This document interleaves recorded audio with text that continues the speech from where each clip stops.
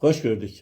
Əziz izləyicilərim, sizinlə bugünkü görüşümüzü Azərbaycan xalqının 20-ci əsrdə dünyaya bəxş etdiyi görkəmli şəxsiyyətlərdən biri olan nüfuzlu dövlət xadimi, istedadlı şair, yazıcı, dramaturq və xalqını sonsuz bir məhəbbətlə sevən alovlu vətənpərvər Şıxəli Qurbanova həsr etmişik.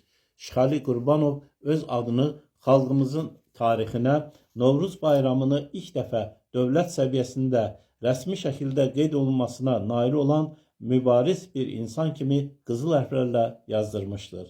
O bu istəyinə, arzusuna çatmaq üçün uzun illər çalışmış, mübarizə aparmışdır.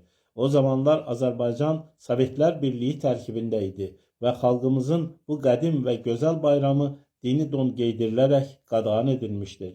Odur ki, Şıxəli Qurbanov Moskvaya Novruz bayramının tarixi, dinlə heç bir əlaqəsi olmaması haqqında 22 səhifəlik məktub yazır və Moskvanı inandıraraq bayramın keçirilməsinə rəsmi icazə alır.